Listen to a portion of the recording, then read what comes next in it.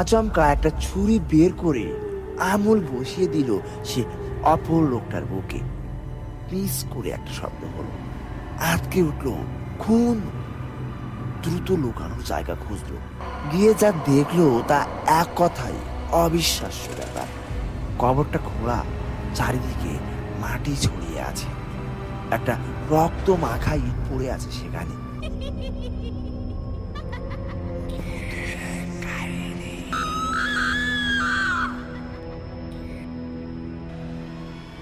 Hello everyone, শুনছেন ভুতুড়ে কাহিনী।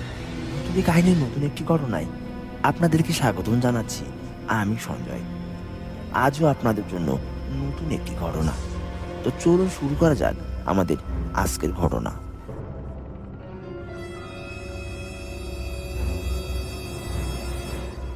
অতনুর পুরো নাম শিহাব শাহিন অতনু। ওর নানার রাখা নাম। ওদের বাড়ি উত্তরবঙ্গে বর্ডারের কাছে। জায়গাটা ভয়াবহ রকমের দুর্গম। ইলেকট্রিসিটিতে দুয়ের কথা, একটা খাম্বাও নেই। যাতায়াতের মাধ্যম পায়ে হাঁটা পথ। প্রায় 10 মাইল হাঁটলে পাকা রাস্তা পাওয়া যায়। অতনুর এই অসপাড়া গায়ে জন্ম হলেও ওর আধুনিক নামই বলে দেয় ওদের পরিবার গ্রামের আর 10টা পরিবার থেকেই আলাদা। ছোটবেলা বাবা মারা যাওয়ার পর নানা বাড়িতেই বেড়ে ওঠে অতনু।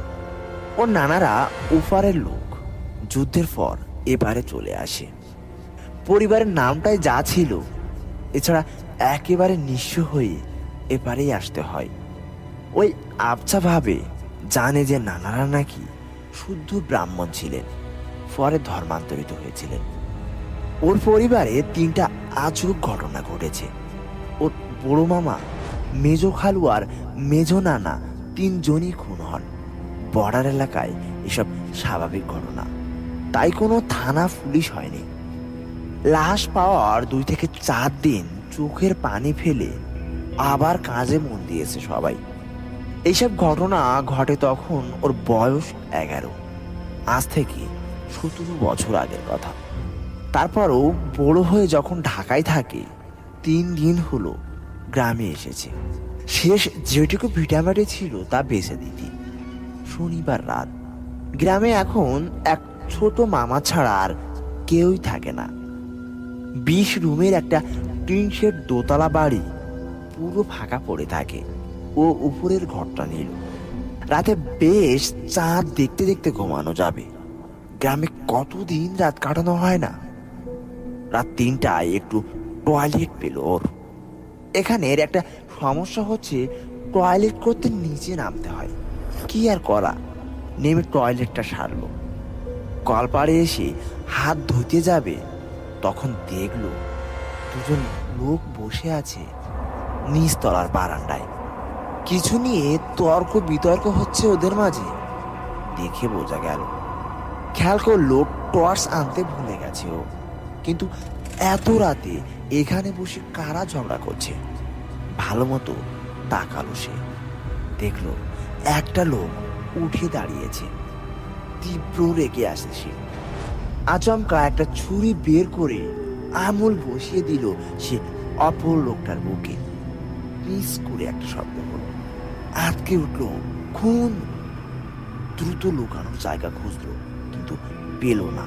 ওদিকে লোকটা এদিকেই এগিয়ে আসছে। মৃত্যু নিশ্চিত ভেবে ঠাই দাঁড়িয়ে রইল, কিন্তু লোকটা ওর চোখের সামনে দিয়ে চলে গেল। ওর দিকে তাকালো না। লোকটা একটু দূরে ডোবার ধারে গেলে চাঁদের আলো পড়ল লাশটার মুখে।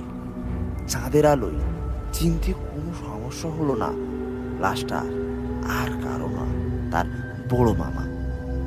সারা গা ঝিমঝিম করে দ্রুত ছুটলো বাম পাশে ঝোপের দিকে।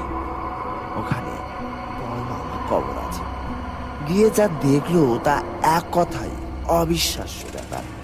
কবরটা খোঁড়া, চারিদিকে মাটি ছড়িয়ে আছে, একটা রক্ত মাখা ইট পড়ে আছে সেখানে। গ্রামের লোকদের ডাকে জ্ঞান ফেরে অতনু। কবরের পাশে পড়ে আছে। চারিদিকে অনেক লোকজন, একজনের এক জিজ্ঞাসা। তার মাঝেই কবরের দিকে তাকালো। সব সুস্থ এবং স্বাভাবিক, সবকিছুই শান্ত। কবরের মাটি দেখেই সহজে বোঝা যায় গত 17 বছরেও কেউ তা খোঁড়েনি। তবে কি দুঃস্বপ্ন দেখেছিল? তাই হবে হয়তো।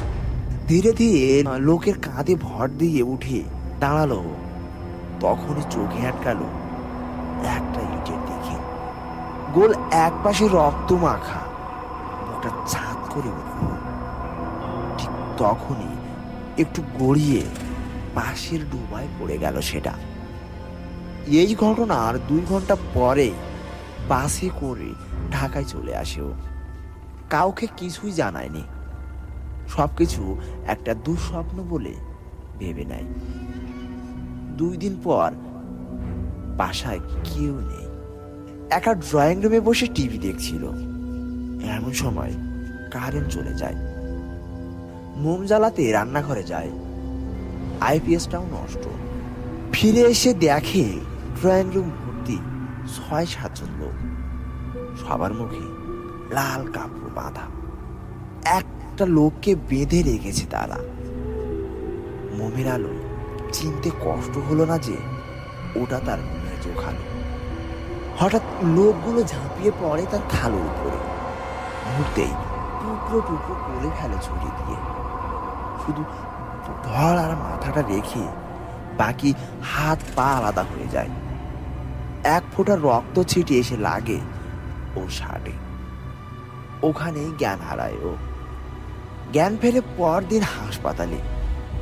ঘরে ফেরার পর দেখে সবই ঠিক আছে, তবে তার শার্টে রক্তের দাগটা কিভাবে লাগলো স্ত্রীর এই প্রশ্নের জবাব সে দিতে পারল না। চাকরি ছেড়ে দিয়ে এখন সে একটা মানসিক হাসপাতালে চিকিৎসাধীন আছে। তীব্র কঠিন ওষুধ খেয়ে স্রেফ বেঁচে আছে মাত্র। 2টি মৃত্যু ঘটনায় রাত সাক্ষী হয়ে 3য়টি ঘটনার অপেক্ষায় প্রহর গুনছে অতনু।